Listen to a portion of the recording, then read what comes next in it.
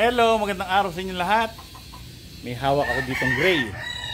So, papakita ko sa inyo lahat ng mga grays namin. Marami kami mga grays ngayong season.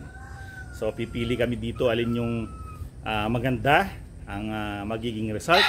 At syempre, yung mga hindi magandang result, itatanggalin na. So, kaya marami kaming gray kasi pipili kami kung alin yung maganda yung magiging resulta. So hinihingal na tong aking bata dahil sa maalinsangan. Tumatagal-tatak ng pawis eh. So ito yung gray namin. First specimen, isang speeder gray cross ng Capistrano balls. Asil. So, kaya ganyan yung itsura niya dahil meron siyang half na asil. Half asil siya. Yan ang gusto kong paa. Dirty feet tawag dyan. Dilaw na may itim-itim. Tapos maganda balahibo nito. Yung natubo. Malapad yung mga buntot niya. Ayan. Ito yung isa naming variation ng gray. Speeder gray asil. Diba? So next naman, itong aming LDT gray. So nakita nyo na to sa mga previous video. The most expensive gray. Halsey gray to, Halsey gray ang kanyang pinakalahi. Straight comb, yellow, olive green legs. Yan. Tapos maganda yung tubo ng buntot. Ang ganda ng sukat nito. Medium high. Magandang tikas siya. So ito yung ginagamit ngayon sa breeding. Ang kapartner niya yung Esculin gray na pullet. Tapos naka-line up pa yung ibang mga pullet sa kanya, yung mga grays. So ito yung pangalawa naming variation ng gray dito sa aming manukan. LDT gray. Straight comb, ang ganda. Yung mga mata niya, ang ganda. Ganda ng mata. Yan ang kulay na gusto ko sa gray, yung dito hindi gray. Yung pa kasi pati dito yung talisahin siya dito, yung parang puti siya dito, parang dilaw na ganito. Ito mamula-mula. Yan ang magandang kulay para sa akin sa gray. LDT gray. So nandito na ulit sa breeding pen si Riot. Riot pangalan nitong LDT gray na stag. Brood stag. So ang next variation natin yung kanyang kapartner. Ito, pangalan niya Catriona.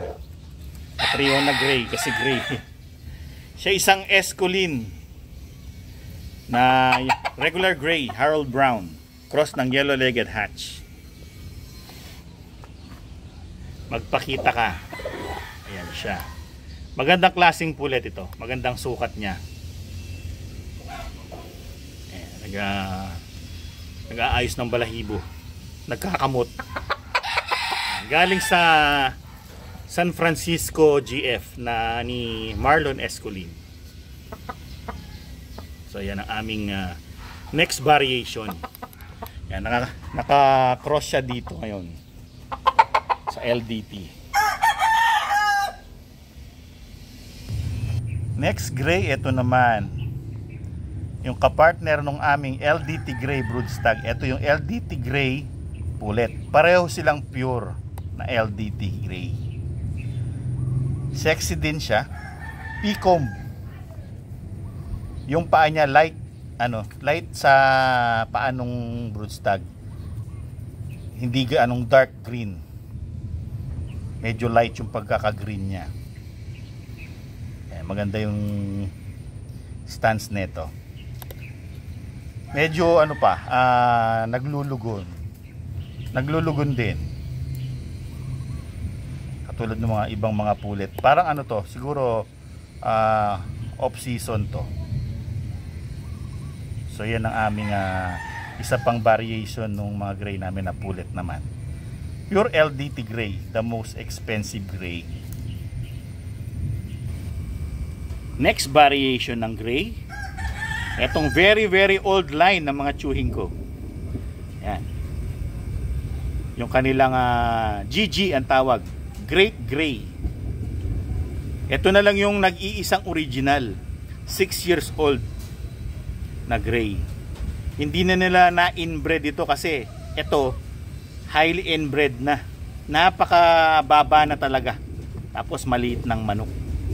So sabi ni Tito, dun sa isa kong tito, ipagbaba mo ko ng isang inahin na gray, sabi niya. Sakto, meron pa akong isa, nag-iisa na lang. Galing sa bundok to, kagabi lang binaba. Sabi niya sa akin na abangan mo yung tsuhin mo, magbababa siya ng inahin na gray, i-cross natin ngayon sa LDT na broodstag. Yan yun. Ang tawag nila dito, GG, Great Gray. Yun. Kasi magaling yung ano nito, yung bato niya ng gene sa mga lahi. Talagang maganda yung ano nila, yung katangian nila.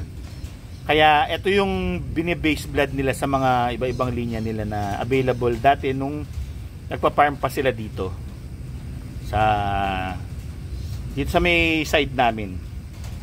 Pero syempre nag-ano na sila, na nag-abroad na yung isang tsuhin, yung isa naman na focus na sa pagtuturo. Professor kasi yun yung isa. Kaya hindi na nila naasikasong mabuti. Yung isang tsuhin na namin na nasa bundok, siya na lang yung mga parang nagtuloy. Pero dinala niya sa bundok. Doon siya, meron siyang manukan doon. Kung gusto niyo panoorin yung manukan, pinuntahan namin sa isang video namin. Pero matagal na, last year pa yun Pero subukan natin pumanik ulit doon. Gusto kong pumapanik doon kaso mahirap ang lakaran, Diyos ko po. Napakalayo.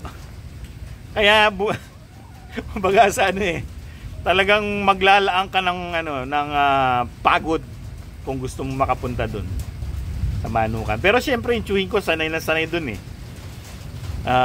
akyat baba siya ng bundok Meron siyang maliit na manukan doon.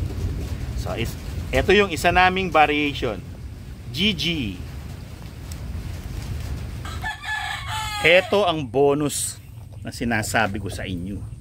Gray pa rin naman yan kaya syempre lahat ng mga gray sa manukan namin kasali lahat sa episode na ito. So hindi dapat maiwan si Bradley. Yan ang bonus na sinasabi. Isa siyang Shamo. Ayan. Hindi ko siya napaparami kasi walang umuubrang pulet o inahin sa kanya. Talaga naman pong nabibisaklat pag siya'y sumampa. Hindi ko siya nabibreed.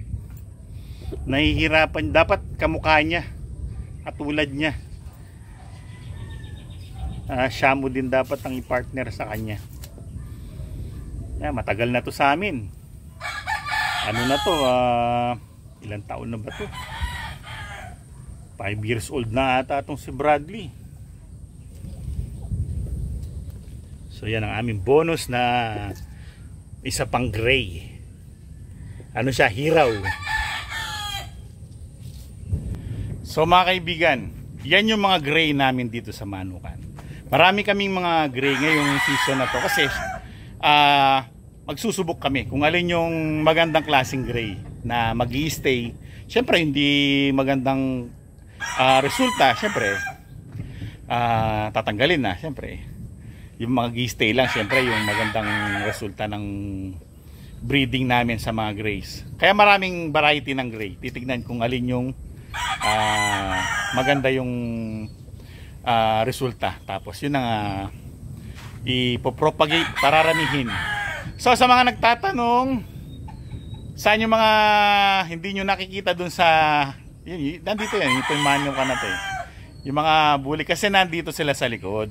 Ayan si 2, ayun, si 5, si 3. Nandito sila ngayon kasi siyempre niro-rotate ko yan sila para hindi sila nabubor sa isang tulusan lang. Kailangan lipat-lipat. Every week magbibitaw kami, tapos salit-salit. Kung sino yung kabitaw niya, yun, salit-salit. Tapos magpapalit ng cord kung ngayon naka-right sila, nasa right yung cord. So sa sa mag-rotate na naman kami, lilipat na naman sa left yung cord nila sa paa. So well, mga kaibigan, maraming salamat sa inyong panonood. Hanggang sa susunod na episode. Paalam. Ayan sila. Yung tatay nandun, si Rudy.